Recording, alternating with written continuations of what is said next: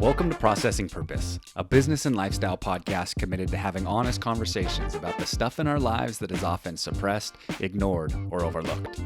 We are two brothers from very different backgrounds, but with one common goal.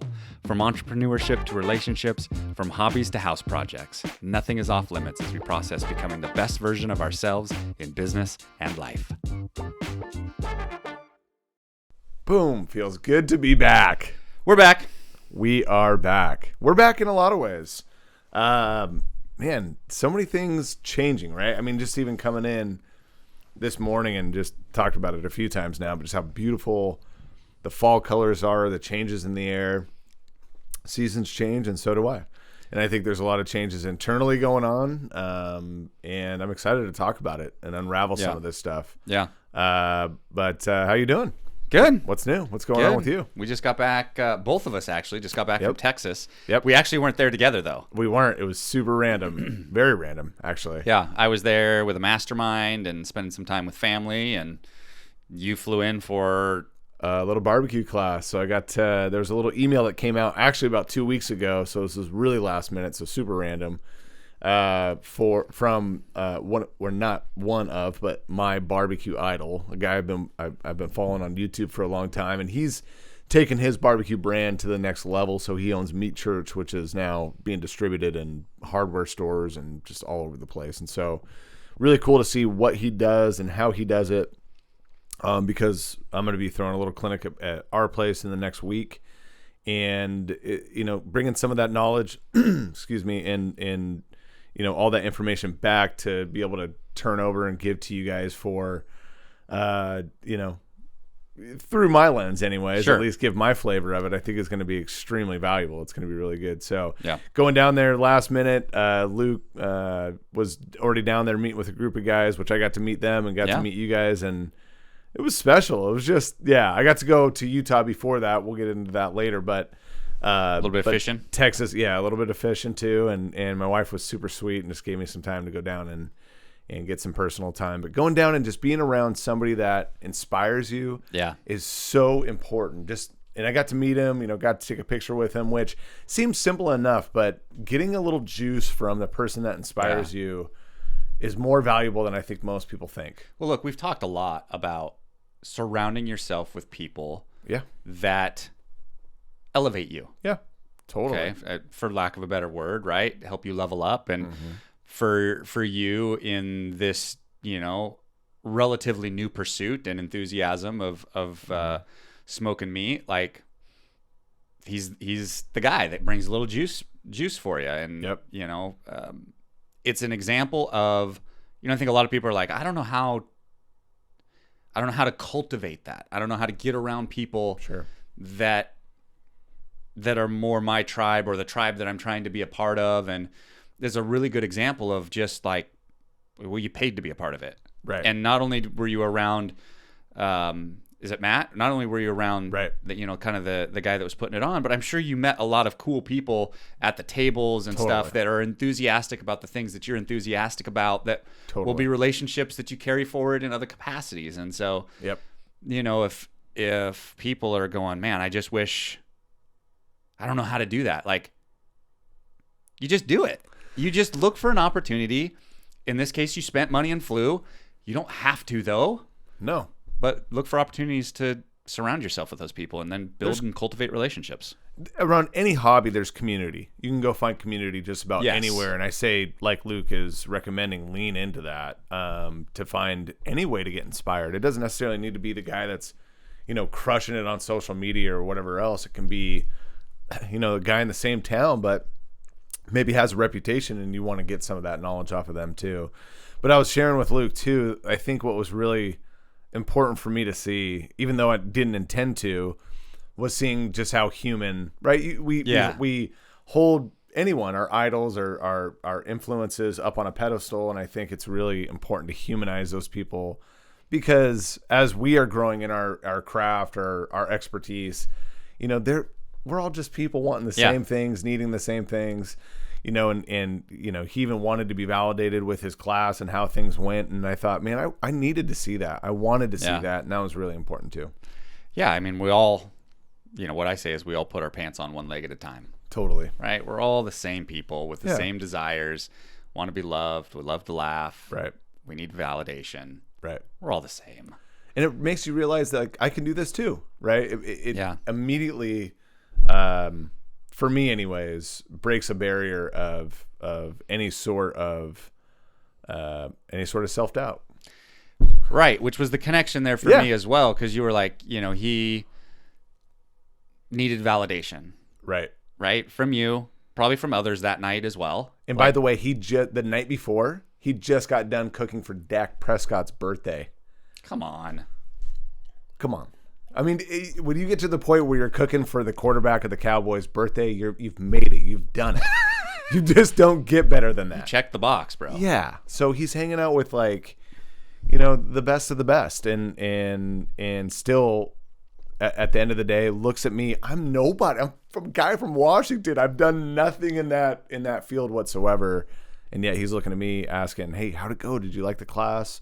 Anything we could have done better?" Which I always appreciate, looking for ways to tune your things up. But it was very real. It was very raw. I guess you'd have to be there to know it and feel it. But it didn't feel like he was trying to take a survey. It felt like, did you like what I did? That's how it felt. Do you think that it is because, there may be areas of his expertise, like just say his ability to cook and deliver a product.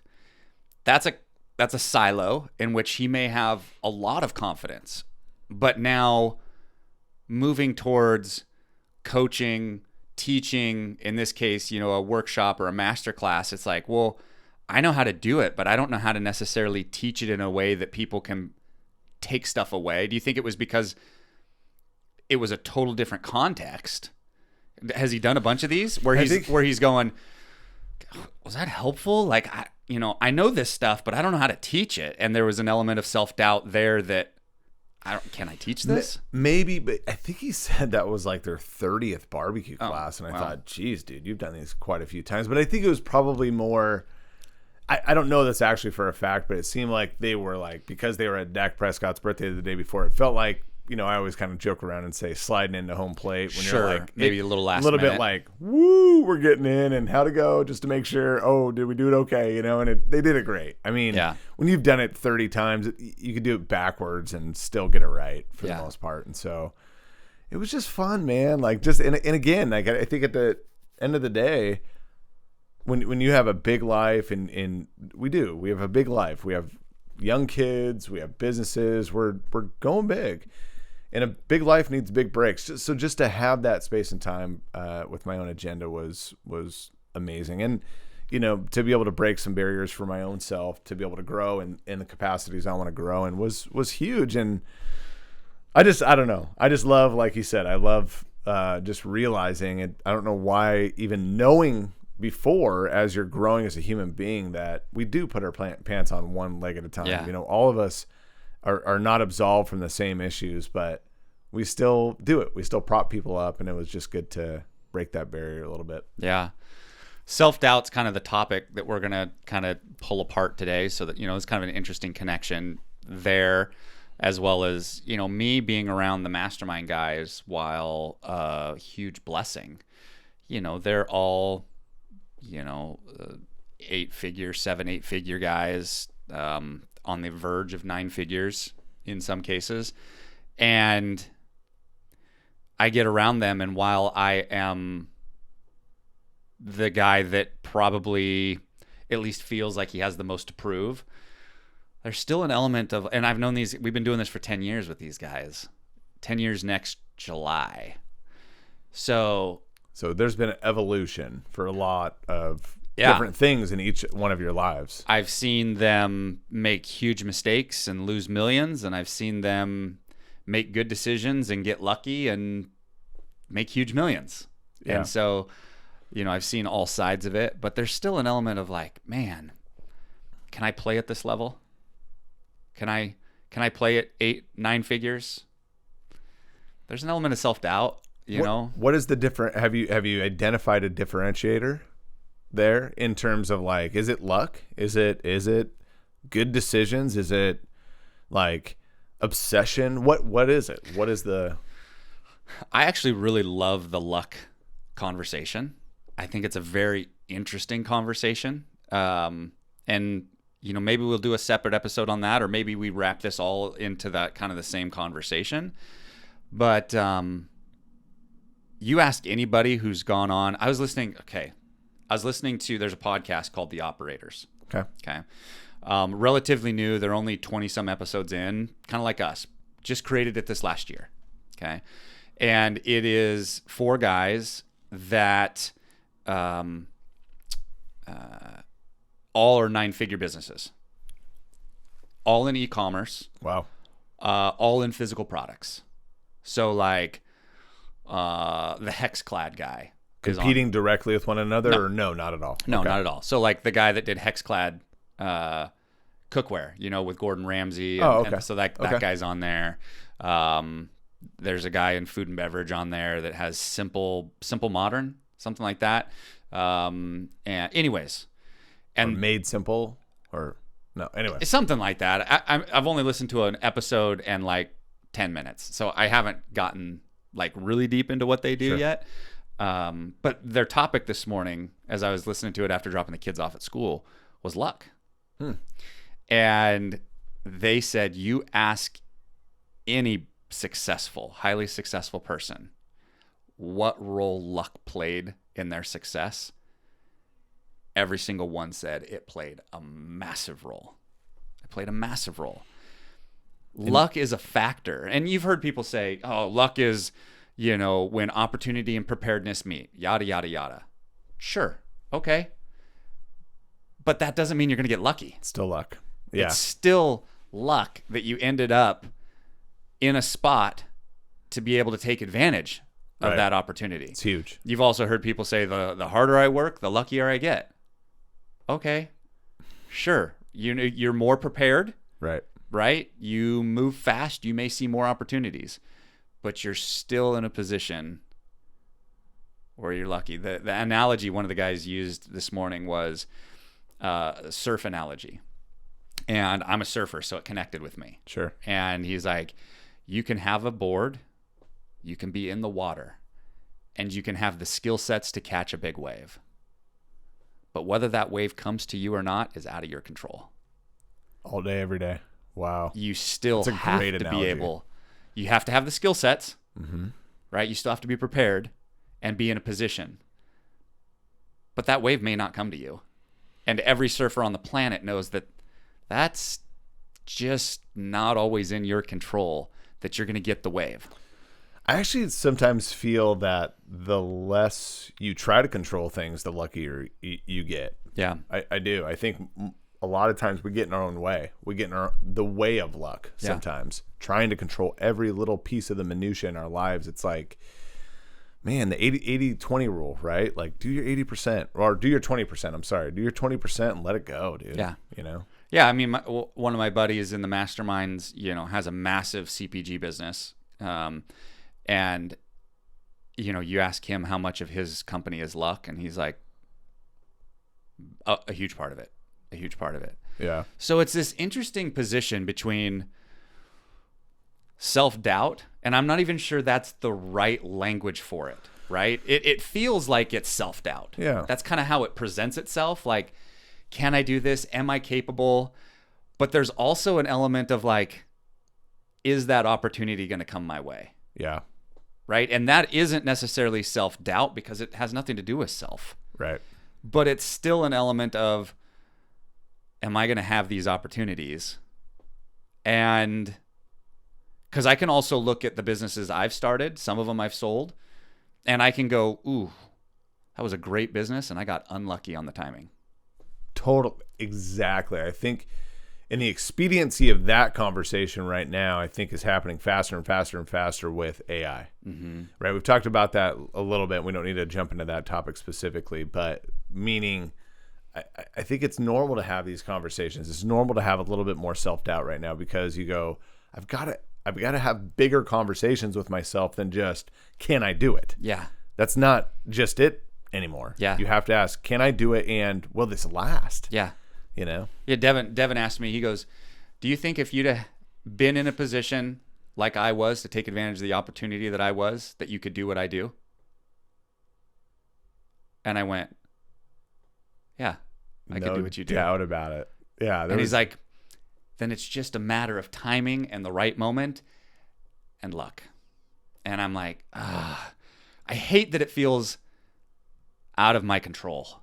But I thought about this the other day. Should we be strategically thinking then as entrepreneurs 3 steps ahead what we know is already coming, right? We talked a lot about, not a lot about current events specifically last time, but enough to know that like we should be forecasting for ourselves and for our future and for our businesses, not what's coming in terms of we're going to be dealing with some tougher times. We are, and that's okay to accept. But 2-3 years beyond that, what did history tell us? Yeah. What do we know cyclically, what we should be creating going forward? Those are the conversations I'm excited to keep having with you. We don't necessarily need to have those now, but that's the silver lining that can come from what's coming down the line. How do we get ahead of it? How do we create something that the needs of the community are going to undoubtedly have in the next few years? So here's one of the things that I have tried to tune my awareness to. You know how when we've all bought new cars, you know how you go from buying a new car to realizing how many of those cars are already on the road, right? It's like an awareness, and there's a principle name for it. I'm drawing a blank on what the actual principle name is. There is. But it's all of a sudden you buy a red car and you're like, man, there's so many red cars on the road. Or you buy a certain kind of car, or a certain kind of truck, or whatever it is, and you're like, man, they're everywhere. Yep. Right? Or you start shopping. You don't even have to buy it yet. You start shopping for one, you see them everywhere. I just bought a pair of cowboy boots in Texas, in Fort Worth. They're nice too. Got myself a pair of Tacovas. Yep, I like those. And it's funny, as I was walking to choose a pair, I hadn't decided what kind of style I wanted, so I was paying particular attention to what it was on everybody's feet. Yeah. Right? But you never pay attention to what's on somebody's feet.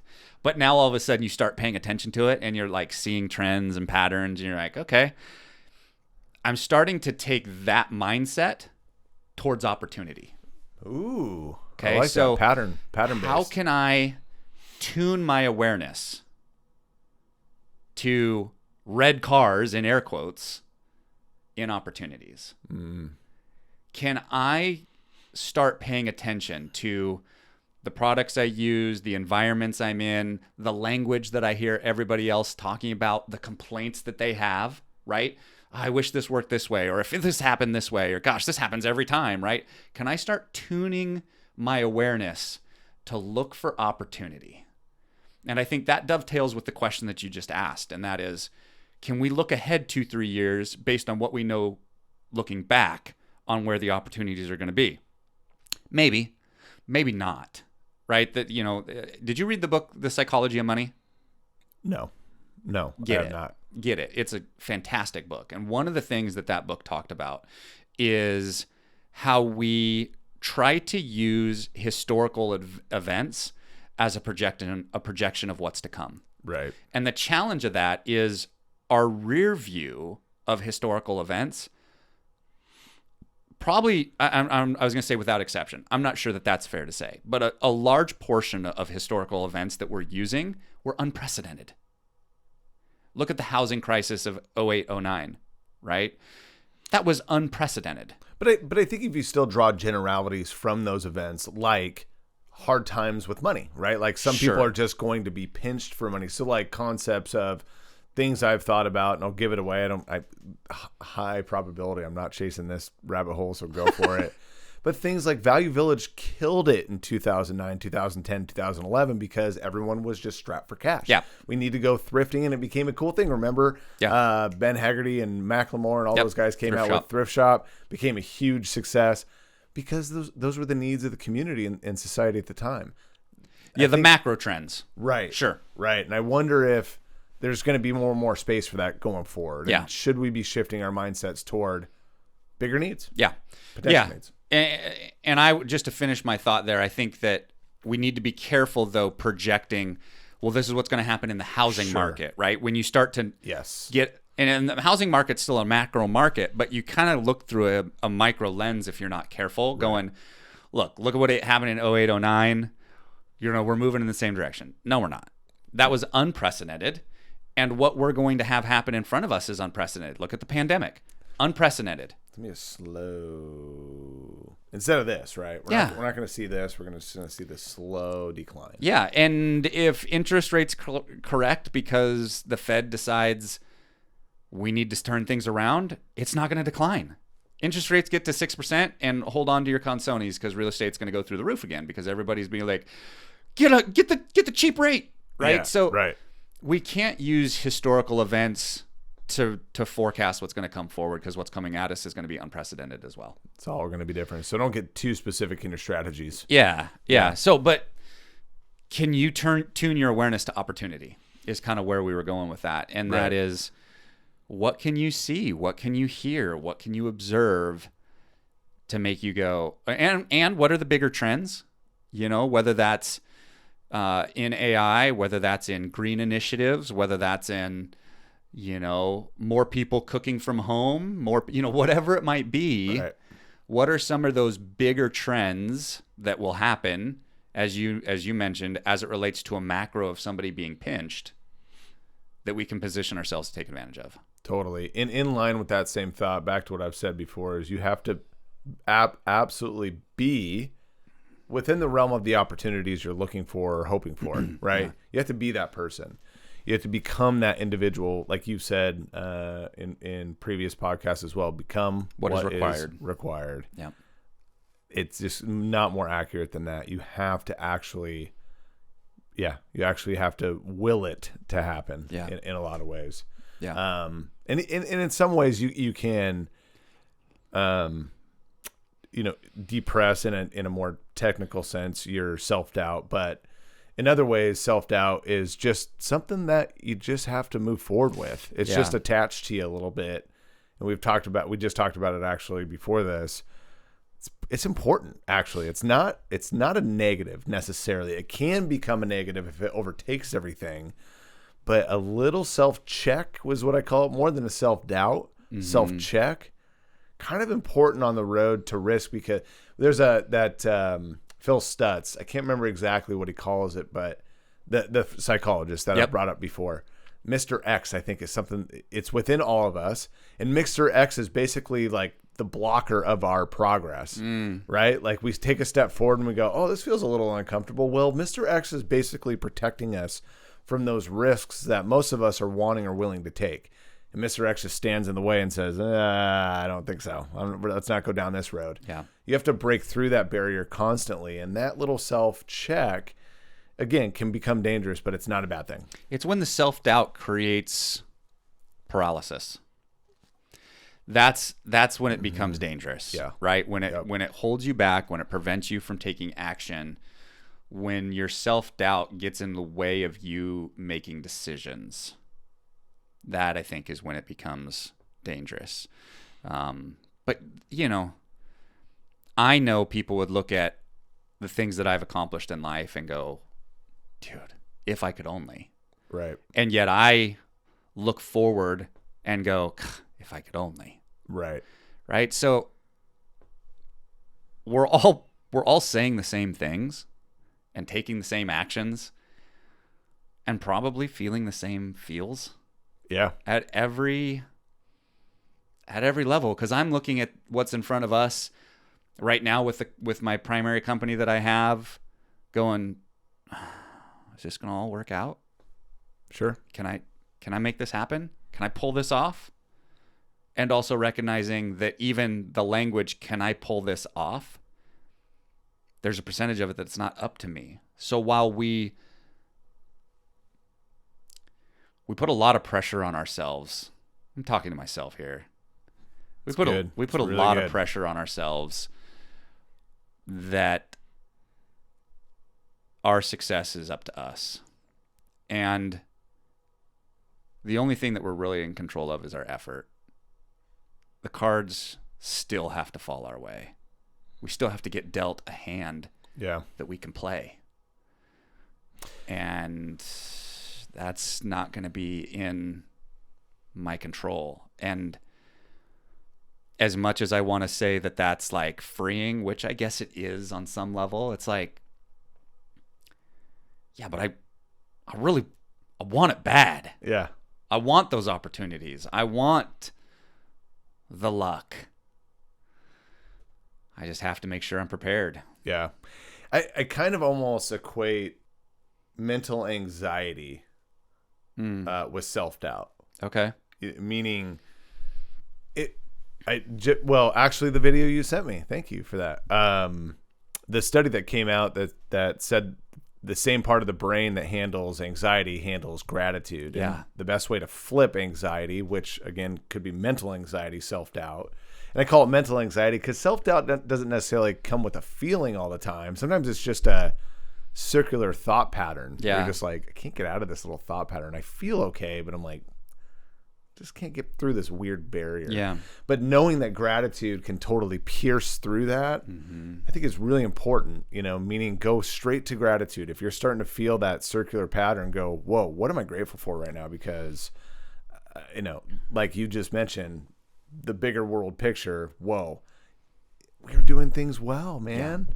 We've done things well. We will continue doing things well.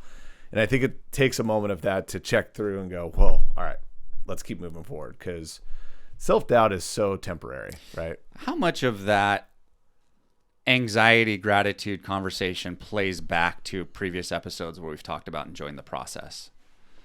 Like, is enjoying the process a function of the gratitude that you have an opportunity to be in the process?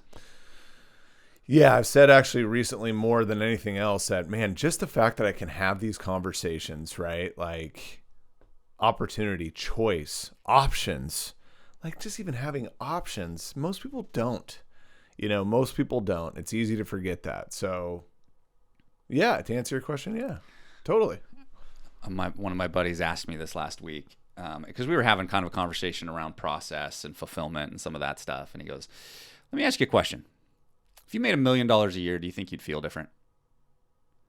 And I was like, well, my gut says yes. Like, I want to say yes. And he goes, let me tell you something. It doesn't. It doesn't make you, what you deal with on a moment by moment basis, wherever you go, there you are. That is an external thing on an internal feeling, and that's not how it works. That's not how it works. He goes, there is always another level. He's like, you get to $1 million a year and you're like, yeah, like I thought I reached the summit, and you're like, I was below the fog. You don't even know how many summits there are until you get to a point of $1 million a year in income, and you're like, I'm so far away from any summit that I could possibly imagine. He's like, it feels infinite, and it feels like you're never going to get there. It's a faded cloud, and you're like, oh, the peak's farther. Oh crap, the peak's farther. In fact, you've been on hikes like that, right? Where you get to the top and you're like, I thought the lake was here. I thought this was it. Wait, another mile? Come on, man. But no, that happens often, and what great, wise advice. But it doesn't mean it goes away either. It doesn't mean that those feelings don't sit there and fester sometimes. So I think the answer isn't how do we get rid of them.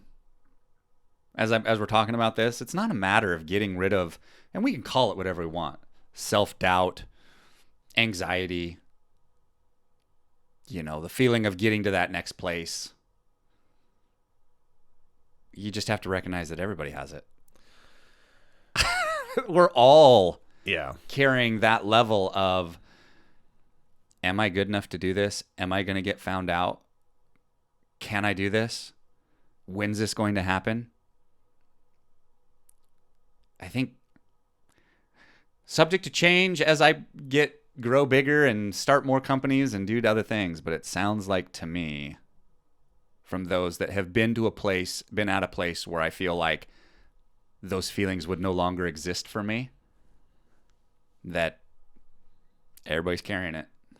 Well, and I think most of us try to deflect fear, right? Which self-doubt's connected to fear in a lot of ways too.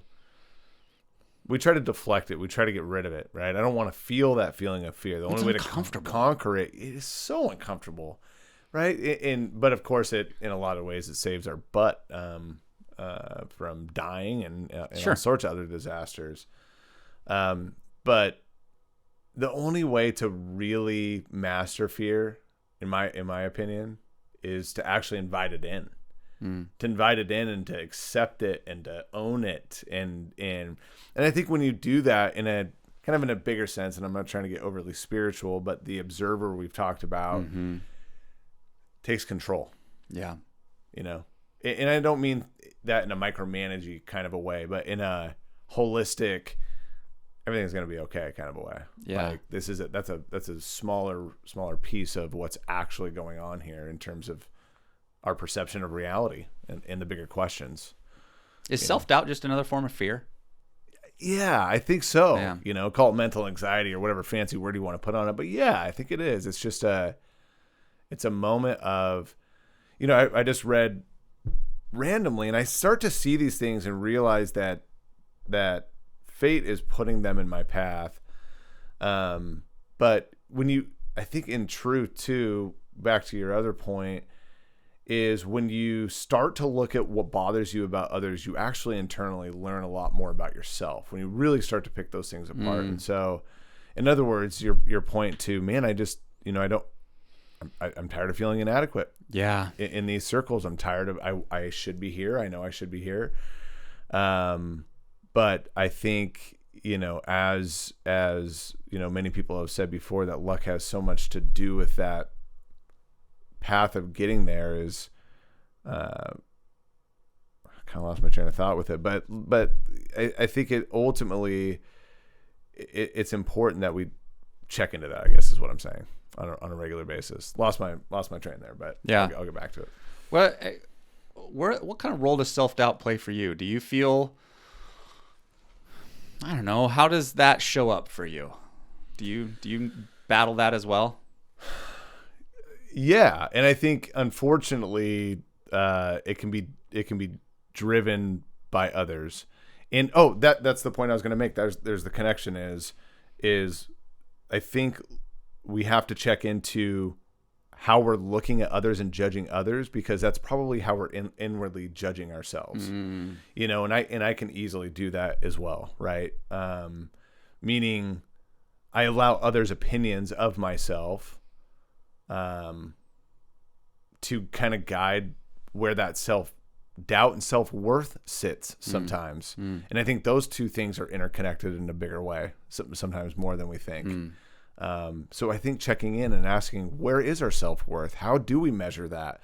Because outwardly, we're probably judging others by that same thing, right? We really are, right? Like, oh, well, you don't seem to be doing as well. You don't seem to be at the same stature as I expect you to be, or at the same standards I live at. So you can just stay over there socially, even sometimes.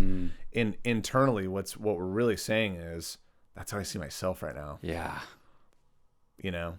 And so I guess that's unfortunately where I'm at with self-doubt, is trying to break that barrier, trying to understand, what is driving me? What is it? You know, is it my wife's opinion? Is it my employee's opinion? Is it my friend's opinion of, you know, what, you know, I also read recently that, and I just said it to you too. It's so good to see these things again, knowing that fate is putting this in my path, that, we believe, or what makes you is not what you say you'll do, but what you actually do. Right. You know? And I just want to be that better version of myself in terms of self-doubt and self-worth, and checking those boxes and checking in with myself, asking, you know, how much of this is as healthy as it can be, you know, not just the best version of myself I can be, the healthiest version of myself I can be. And I think it starts with, how do I look at people outwardly? Because I know that that's how I look inwardly, you know? We tend to compare ourselves to others. I don't know about you, but I feel like my self-doubt shows up more when I'm comparing myself. Big time. what I have accomplished, what I haven't accomplished in comparison to the person I'm, having a conversation with at a social gathering, to, a friend in a car ride, to family members, to, there's always an element of comparison. And it's such a trap. Yeah. It is. I think I probably feel the most self-doubt when I compare myself. You know what was really cool to watch during our mastermind, during that breakfast with everybody, was how much each one of you bragged about the other. You all were very humble and very understated with how you presented yourselves around the table, because I wanted to get to know everybody. Yeah, the minute someone was like, all right, I'm done, move on, everyone jumped in. Oh, and by the way, he's also a bad A, this, and this. I'm like, oh, geez, you guys like have big lives, So you guys kind of held it very reserved, and I really appreciated that in a really big way. Yeah. I really did. Comparison. We always compare our weaknesses to somebody else's strengths. But also there's so much more strength in when someone else brags for you. Yeah.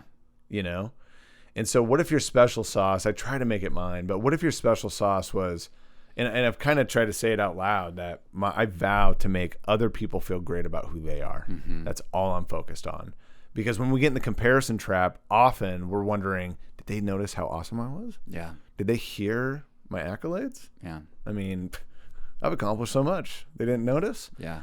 And of course we want people to feel that and know that. But when you leave the table, when you leave the room and someone's like, hey, by the way, did you know they've been through this, and this, they've come this far? Like, you've seen all those posts about Keanu Reeves. Keanu Reeves doesn't say those things about himself. Everybody else says those things, but everybody knows his character now. Yeah. And that's really how we should, I think anyways, we should pursue wanting to be authenticated. Yeah. Easier said than done. Yeah, and we've kind of pinged all over with this conversation. It's clear that there's not a way that this shows up, a way to talk about this. It's a multifaceted, and probably our conversation is connecting with some and missing on others, because everybody we're all the same, but it feels to me that it's probably driven differently by everybody. Sure. Right? For me, it might be comparison, and maybe it is for everybody. I don't know, but I feel like it'd be presumptuous to say that it's like, this is how it shows up for you also. But I think on a baseline level, the truth is all of us we talked about that too, should have some level of self-doubt within us. Yeah, what was that from Shark Tank you said? Yeah, so Barbara Corcoran stopped a girl dead in her tracks. She was giving a presentation. I can't remember the product, but she was really arrogant and just full force, full ahead, very bullish. And she just said, stop, I want to let you know I'm not investing. And the reason I'm not investing is because you have no self-doubt. And it just went quiet, right? And you actually see the investors kind of smirk a little bit. And she goes, all four of us up here right now have a very, very healthy amount of self-doubt. She goes, you need to be able to check yourself along the way, knowing the risks you're taking, whether or not they make sense, right? And she just kind of gave her a quick lecture, and she goes, good luck with everything. I'm out. Wow. And just, whoa, I couldn't believe it, because, of course, I, like all of you, are thinking self-doubt's a weakness. Yeah, I want to get to a point where I'm not feeling this way. It's not a weakness. It's a strength. But again, when it becomes 80-20 flip the other way, now it becomes a problem, right? Oh, man. But if it's a 20%er that just checks in with you, that goes, hey, yes, you're clinging on to self-doubt here, but you're also moving yourself forward in a healthy way and not haphazardly running your family into the ground either, right? So that's an important attribute to have. And I thought, I think sometimes we look at some of these negative, characteristics about ourselves. They're not. Yeah. They're not. Like, even anxiety itself has become such a buzzword. It's actually a part of your nervous system for a reason. Yeah. Fear is there for a reason. So use them to your advantage. Yeah. Not easier said than done. I'm saying these things like I got it all figured out. Sure. I'm not. I'm going through all of these things just as much as you are. But the way it shows up for me is when I go into self-doubt mode, because of some of the things I've been through with the self-affirmations class, I just go right into gratitude as quickly as I can. Not always perfect at it, but I try to. Is it like a trigger for you? Yeah. Like you recognize it pretty quick? Oh, yeah. That's great. Yeah, because, again, we talked about it actually at the birthday party over the weekend that, look, we're all 30s, 40s, 50s. Doesn't matter. Everyone, wherever you're at and what season of life you're in is irrelevant. You feel like a 15-year-old still trying to navigate life. Yeah. Right? Maybe I'll give you credit. Maybe 18. But regardless, you still feel fresh in your mind like that same nervous kid trying to navigate everything, even though you've proven to yourself time and time and time again that A, you have what it takes, B, you are enough, and C, you have all the love and support in your life to make sure you have all the,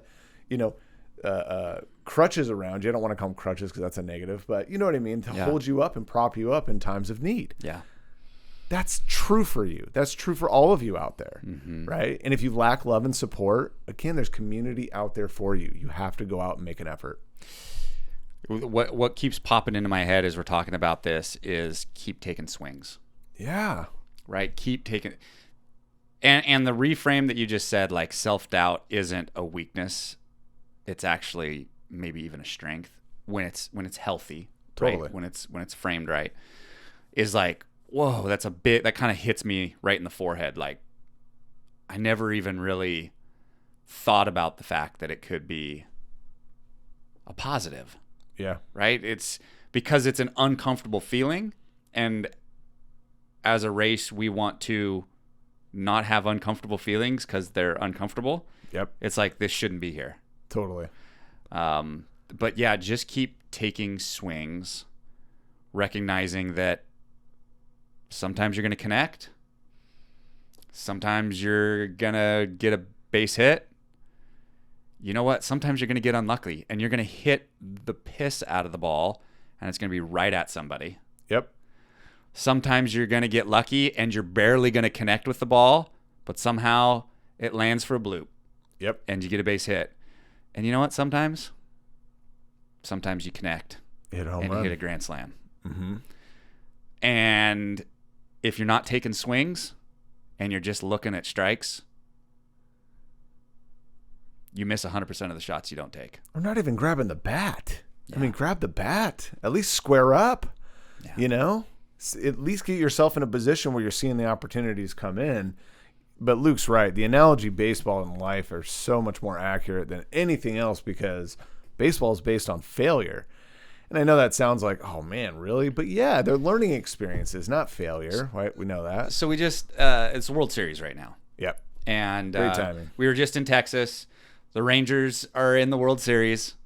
And so we were watching, because I was there with both my sisters, we were watching the Rangers games on both Friday and Saturday night. The Friday night game, I don't know if you watched. I know you're a baseball fan. I don't know if you watched it or not. But it went into the 11th inning. Yep. And Adolis Garcia came up to bat. And it's tied. And all it needs is one swing of the bat. And he's a big guy. Bats clean up. Like he's one of their, 3, 4, 5 are kind of your power guys, right? Perfect scenario. And, it's the bottom of the 11th. And he swings the bat. And when it came off the bat, the swing and the pitch, you're like, oh, he just missed it. Like it was not a good connection at all. And it still went out. It still went out of the park.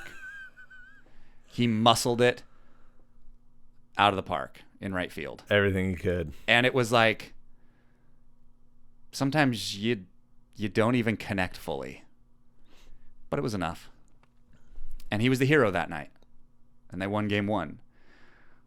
But if he hadn't have been in the gym, right? If he hadn't have done the things, if he hadn't have taken BP like he does, if he hadn't have practiced, trying to pull a ball that was out of the zone, trying to go oppo with a ball that's out of the zone, if you hadn't have gone through those things, he still got lucky. There's no doubt about it. But he did the work to get to that point to take advantage of the luck when it came. That's right. That's right. I just thought of something too as you're telling that story is What is enough is determined by when you are enough.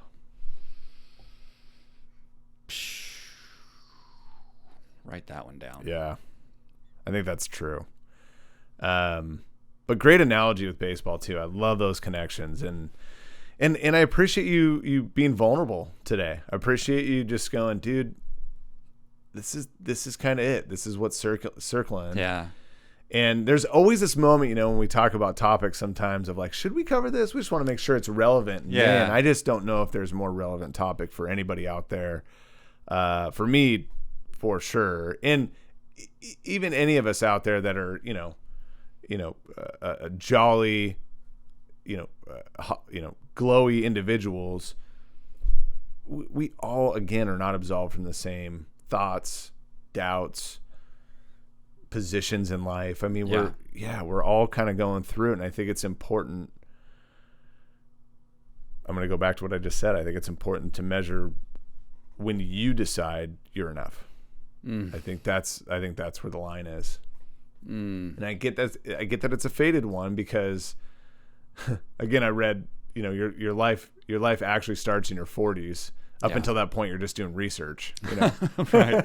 Yeah. And so that line will always kind of feel faded up until that point. But, you've made the comment, like, people would look in and go, man, you guys are doing it. You're living the American dream. You've done it. And it feels like, really, what?